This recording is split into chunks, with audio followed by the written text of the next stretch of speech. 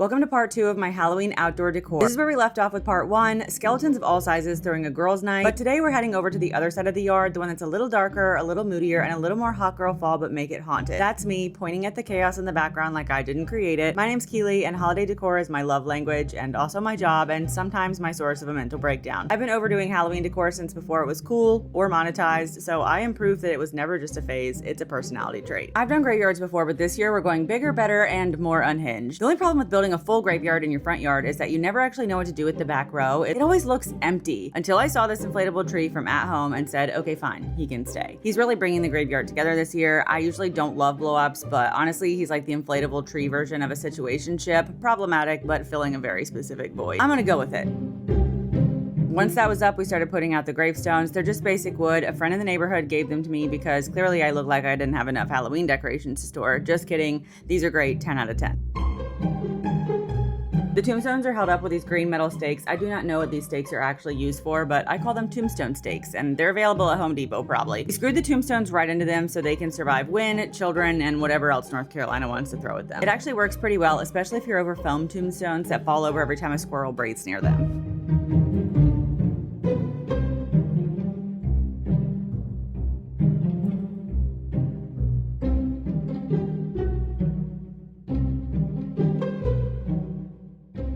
Also have to tell you guys that while I was out here in the yard doing this, a car full of older ladies stopped in the middle of the road and yelled out that they love my graveyard. One of them said her husband won't buy her a house and asked if I could make a headstone for him. And then they invited me to church, which honestly is the most North Carolina thing that has ever happened to me.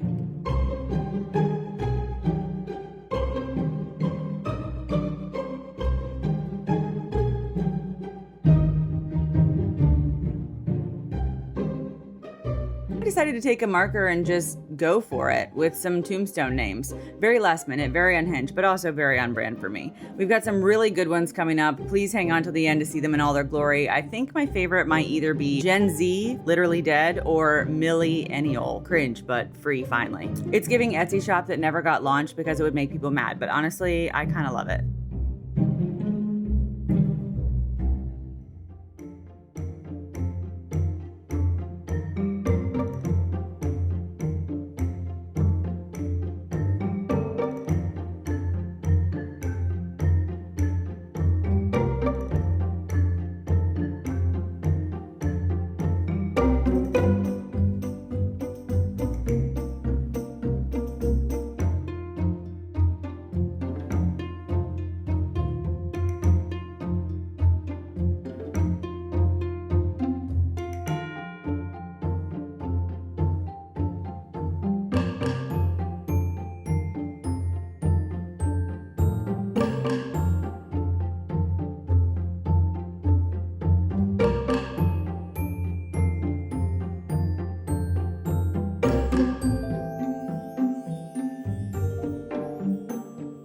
So this is the part where I thought I'd just slap some funny words on these tombstones and call it a day. Spoiler, everything takes longer for me than I think that it will. I told myself just write something spooky and modern and vaguely clever, and next thing you know I'm Googling funny tombstone ideas that won't get you canceled. I wanted them to feel like someone's weird, like group chat, but in a graveyard form, so we ended up with things like Gen Z, literally dead, or slayed too hard, and here lies common sense, because honestly that one is very relevant. I did consider doing all Taylor Swift lyrics, but then I remembered I live in a real neighborhood with real neighbors, and they don't all strike me as Swifties. Anyway, at some point during this, I started wondering what my tombstone would say. Maybe died as she lived, overthinking, or the first time she got to sit down for 5 minutes since having kids. I feel like my husband's would probably be finally got to rest after accomplishing his 345,000th DIY project for his delusional wife. I don't know if that would all fit on a tombstone. And that's how what should have been a 5-minute project turned into a full-blown identity art piece in my front yard. I can't help it. It's not extra, it's immersive and possibly overly detailed. Will 90% of people not even notice, for sure, but the one neighbor who laughs when they read Debbie Downer on a wooden gravestone, that's who I'm doing this for.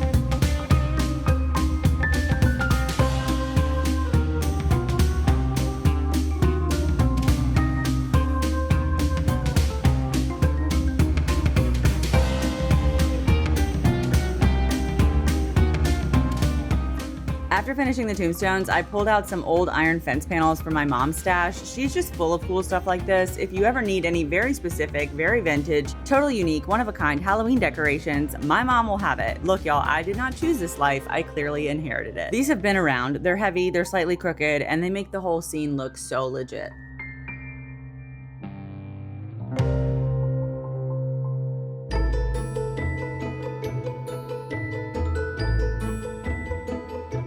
I also added a few jack-o'-lanterns, and then I entered my annual blood feud with extension cords. I wish I could say that this part was relaxing, but it was mostly me tripping over cables and fighting string lights like they were pretending that they don't tangle. And there's always one section that refuses to light up until I plug it in exactly 17 times and almost cry. But don't worry though, they may sometimes win the battle, but I will win the war, or I will throw them away and buy brand new ones.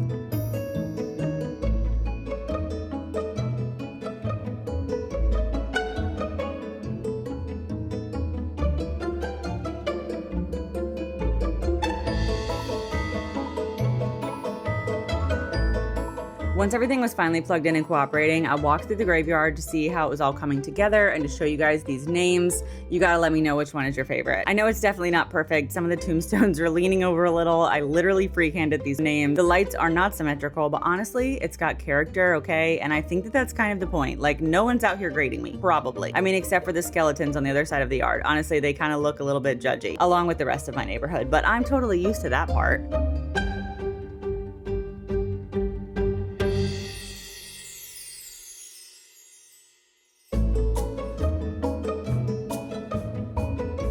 So got finishing touches to add across the yard, lighting the last few dark corners, cleaning up cords, adding one or two more funny signs. The next video will be the full reveal, everything lit up at night, brand new bougie blow-ups in place, both sides of the yard complete. That's the one where it's all going to come together, okay? And then I'm gonna move to the porch. The vibe for the porch is graveyard chic meets witchy mushrooms meets confused home goods manager. I don't know. Everything that I used today or close to it is going to be linked down below if you want to check it out. Some stuff is older or secondhand, but I will try to link what I can.